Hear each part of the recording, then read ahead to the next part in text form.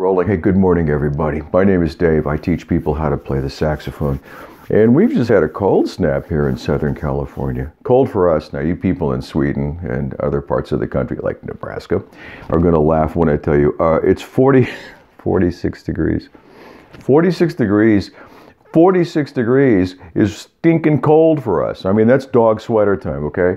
So anyway, I'm talking to you early in the morning, pre-coffee, just got up, moving around here.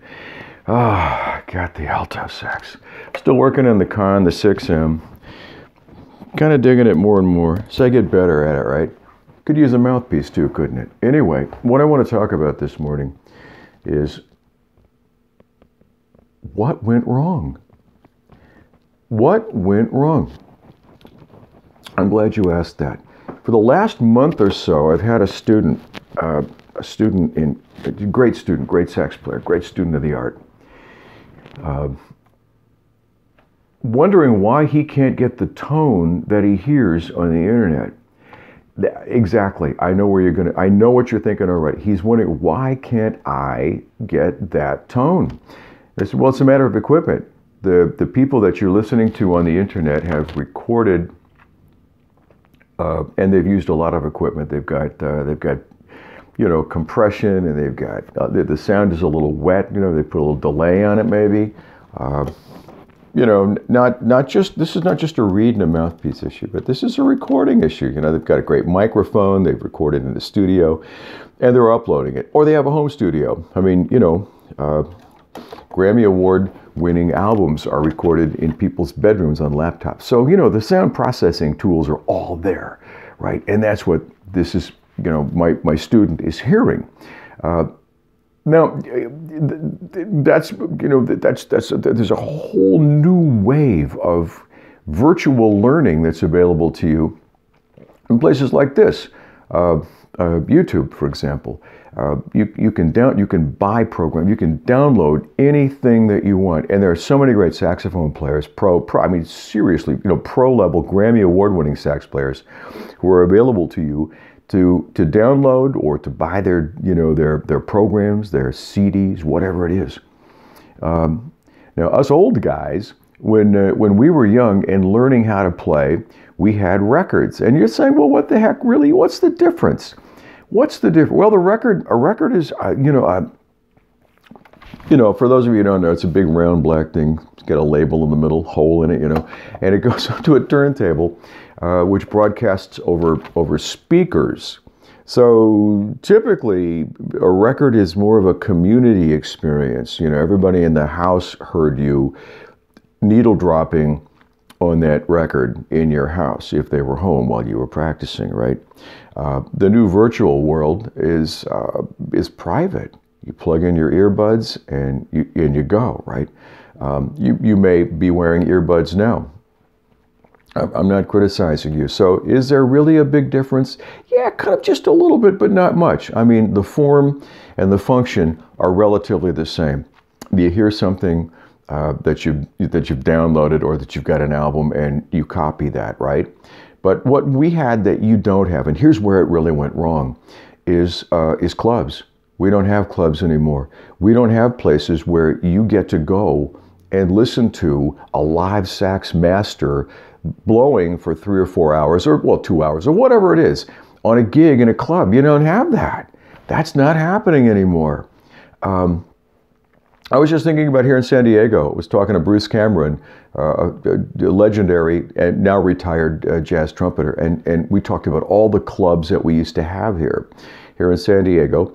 All of them. I mean, maybe 25 or 30, and you could go hear this music every day. Now, I'm not, saying that jazz is what you got to go listen to, but there was rhythm and blues, there was blues, and there was jazz. But the point of it is you could go to a room somewhere and get yourself a Diet Coke, of course, and listen to someone blast on a saxophone. You could hear that person interact with other musicians and fill a room with saxophone sound that wasn't processed and recorded and bumped up in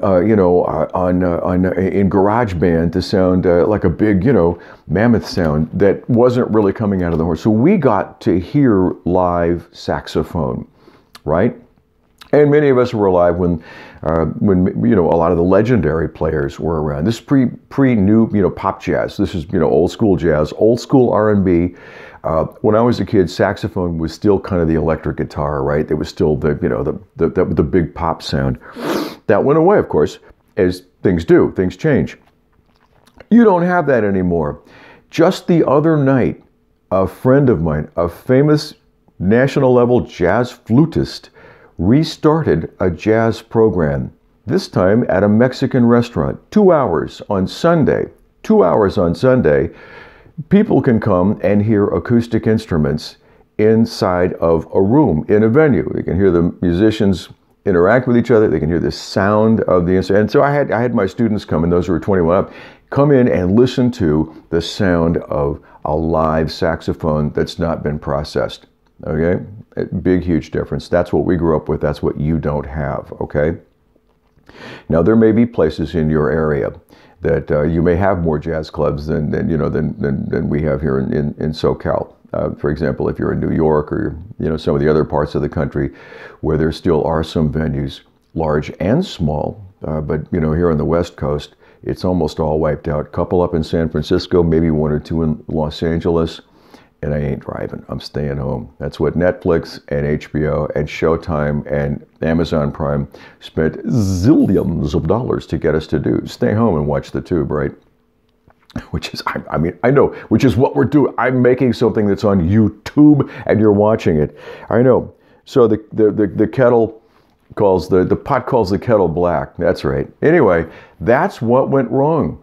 So I would encourage you to turn that around, change that, make something, if at any possible juncture, get out, get off the couch and get out and listen. Whoever's coming to, I don't care who it is, the Dave Koz thing, he's traveling right now, he's on the road. Whatever, anybody blowing a real saxophone in a real room, albeit through a microphone, I don't care, but somebody that's actually playing that you can go hear and you can go experience and intermingle that with the experience of listening to saxophone players online. You'll be a better sax player for it. Anyway, I just woke up this morning and I thought, I applaud my friend for starting this jazz series. So 8 hours a month, that's what we got. We've gone from hundreds of hours a month to 8 hours a month. And that's the state of the live music art at this point in time in our, at least our neck of the woods in SoCal. It ain't Podunk, it ain't LA either, or it's not Nashville. Of course, Nashville's got a lot of places to go hear live music, but we're not there now, are we? So you got to find them, you got to ferret them out, and if not, find people that will play with you, get practice buddies, do anything to have the live experience, the room experience of the real sound of an instrument, and that'll help you balance out what you're getting from listening to, the online sources that you may be listening to. So I just had to get this off my chest, all right? Lessons, I'll put a tag in the bottom, in the comments at the bottom below. Please leave me comments, hit the subscribe button if you haven't already. And send me your comments to davegoodsax@gmail.com. davegoodsax@gmail.com is also where you can reach out for private lessons. We're doing them on Zoom these days, and it's a pretty good platform. So anyway, thanks for being here. I appreciate each and every one of you, and thank you for allowing me to rant. All right, over and out. Go practice a lot. And listen.